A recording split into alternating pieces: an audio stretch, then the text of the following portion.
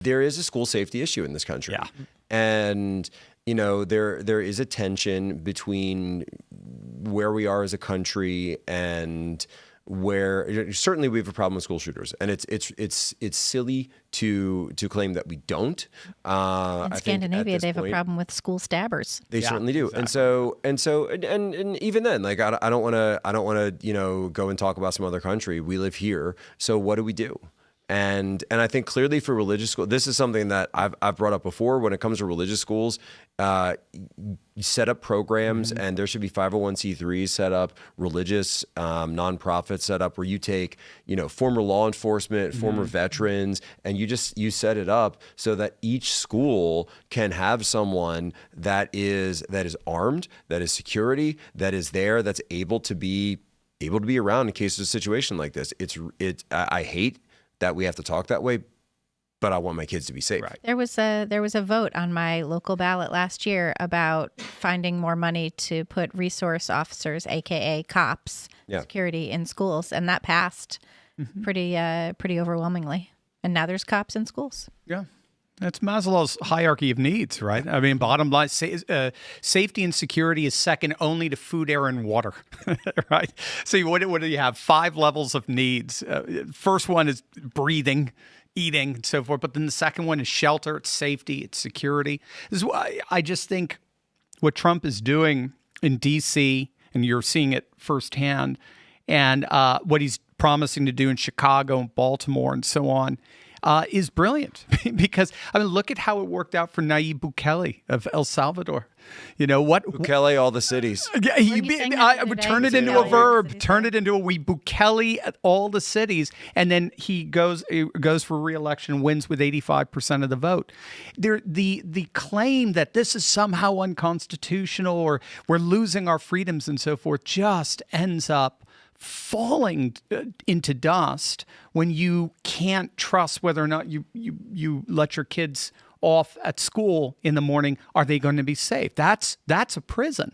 Or you can't go outside at night after 8 p.m. That's a prison. So Bukele proved that if you meet Maslow's hierarchy of needs, particularly safety and security, we were just talking kind of the socialism, that was the food and the water and it's just basic material conditions. But right on top of that is you've got to have safety and security. And if you don't have safety and security, you're not free. And I think Trump has a real golden moment. I think the people who are making if you were a non-leftist, a non-partisan making an argument against Trump in this case, it would be because it's a states' rights issue, right? That they're saying that you're bringing in federal officers where it's something that should be left to the states because it's not your job. I got DC, right? DC is federal, right. Makes perfect sense to me. I did see the video of Fat JB Pritzker, like, I'm on the waterfront at 6 a.m. Like, criminals aren't out at 6 a.m. I'm sorry. Right. Did you see the Pritzker video where he was like, Trump should come out here and see what we're doing, and he was like literally next to Trump Tower. In front of Trump International Plaza. Wait, where are all the Democrats now saying that cities are safe? By the way, right. Where are all the Democrats go today? They're still out there. Safe. Well, they're telling us not to pray because there was a horrible attack, but I haven't heard. Well, here's what they don't want us to pray. Right. They don't want us to bring in law enforcement. Right. They don't want us to put curfews on young people. Right. They shut up and be a victim. Right. That's what they want. Shut up and be a victim. The thing is also is the argument also to the contrary that for somebody who, if you're living in Chicago, if you're living in Illinois, that they're not going to vote. They're not going to vote in politicians who will put in people in law enforcement that will actually be able to uphold the law in a way that keeps people safe, and that this is a Band-Aid until the next administration comes in, and then it gets removed and things go right back to the way they were. And some people's argument may be that they need to feel the pressure to finally put somebody into power that will do this at the state level so that the federal government doesn't get accused of encroaching where they don't have a right to be. I'm not saying that that's necessarily what I believe. I'm saying I understand that argument if you're worried about federal overreach. Let me toss this out then as well to the mix, because Libby, you probably have a better number than me, but this is how many times have we seen these mass shooters and they turn out to be trans? They turn out to be involved in some kind of either hormone replacement therapy or the SSRIs, and we have this mass mental illness problem going on, and we claim it's a mass shooting problem, but actually there are these connections. do we have an issue in this country where we've got millions of guns in this country, and we also have millions of people on SSRIs, and now more and more people on hormones? How do you balance this? Yeah, I think it's a real problem. And yeah, we had Minneapolis, Nashville, Denver, Aberdeen, Philadelphia, Colorado Springs. Like a lot of people who are caught up in this gender cult have come out and started killing other people en masse, and that's a real problem. How do you prevent something like that? Well, I think that there's far too much prescriptions of like psychiatric medication on young people. I think that's been going on since the 90s with Ritalin and Adderall and all of the rest of it. I've seen devastating effects on, friends and younger siblings and stuff with those kind of drugs. Then there's the SSRIs, which I don't know if anyone's ever taken though. Like I took those like just for fun one time because whatever. Anyway, I took one and it was terrible. And I was like, gosh, how would you like it? You wouldn't feel the effects till it has to build up in your system. No, it made my eyes bug out and I couldn't, it was like very bad, but maybe I took too many. I don't know, but whatever. Yeah, I think that those are pretty bad. You've seen the effects, people get really like their personalities get washed out. I think the cross-sex hormones are a really bad idea. RFK came out just today with a whole new thing about nutrition and putting proper nutrition education into pre-med programs in order to deal with preventative diseases. And I think there's a lot to be said for eating right and exercising and seeing friends, making friends, going to church, and realizing that the individual self is not something to believe in, right? Like we hold ourselves up as these mini gods. And in fact, we should be looking outside of ourselves. We should be looking to God for meaning. We should be looking to you worship a God. So you worship God. So then you can worship self. Yeah. You should never be worshiping the self. Gender is not the soul. Your mental illness is not something to celebrate. But this topic is going to get turned to firearms and is going to talk that's what about. I'm trying to ask. Yeah. So Phil, what are the laws on the books as far as being on prescription medications and owning firearms? I don't know specifically what the. I know you can't have like a weed card. So if it's anything illegal, federally illegal, and you're the 4473, which is the form you have to fill out to actually acquire a firearm, it asks if you're on any kind of illicit drugs.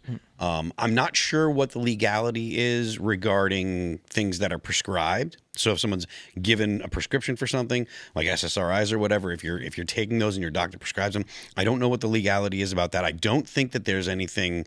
I don't think there's anything prohibiting that, at least on a federal level. So, which by the way, this Robert would have had to lie about to get these guns because I think these are recent purchases. So I don't know the exact time frame, but it seems as though he purchased these firearms possibly while working at a cannabis dispensary. Yeah. So he would have had to fill out the forms. So he lied on his 4473, so he's a felon. Yeah. And the thing is with these topics is it always ends up being a Trojan horse to take your guns. Right. They find a way to turn this into an issue where it's like, I saw some people do this. They're like, can we finally talk about the guns? Remember that one? You always hear that when these topics happen. Can we finally talk about the guns? But that's what do they mean when they say talk about the guns? Like, what do you want to talk about? But you want to talk about going around and confiscating guns from everybody? Like they're do you think doing that's going to be effective? Their, do you think people are going to give their guns up in the United States? It's not going to happen. But they think that this kid wouldn't have done that. This guy wouldn't have done that. He would have, like you said, he would have stabbed the kids if this was in another country. So here's the question though and I'm trying to open this up a little bit, and so I guess it's so you're talking about, okay, so marijuana is still on the form. Yes.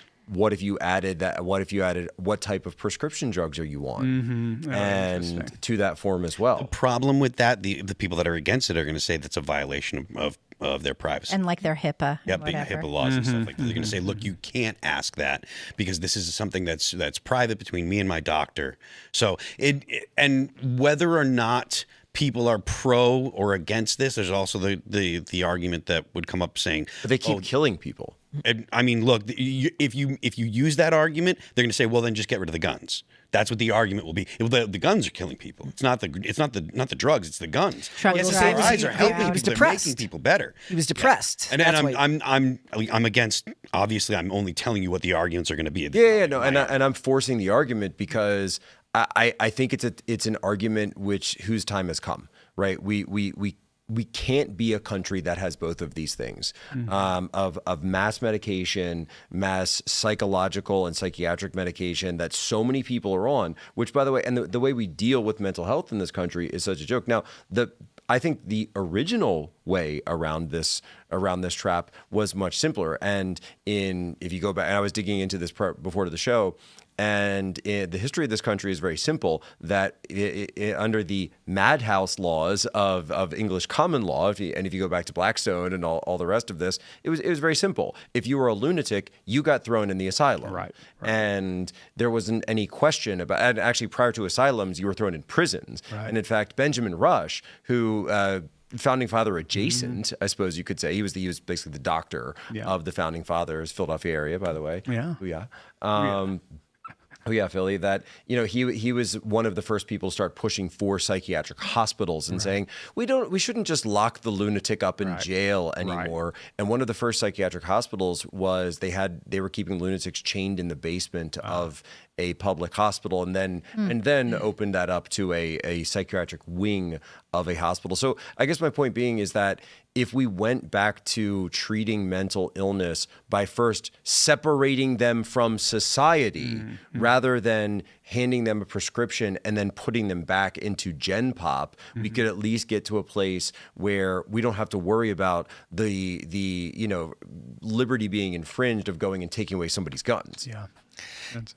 So it's all Ronald Reagan's fault, is what you're saying. It's the shutting down that of when the they were asylums. released? Yeah, Yeah, all in the Ronald Reagan's 80s. fault. I mean, that's a hard one for a lot There are of people. plenty of Democrats who were involved in that. Because And Hollywood too, with Jack Nicholson and One Flew Over the Cuckoo's Nest. Yeah. And Ronald Reagan as well. so much of what we see today, society has been streamlined in a way that just like most people can find a way to live in adulthood on their own without, needing necessary assistance because they can take medication and all these things, and you can't backtrack society away from that. And locking them up is going to prove harder to do now because they'll find a way around it in the DSM. I imagine that there's all sorts of way around it. Say they're properly medicated. They've been reintroduced into society. There's no reason for us to lock them up again. And we see like these days, there is a stigma against the asylums. Yeah. And not that I'm making the argument always comes up.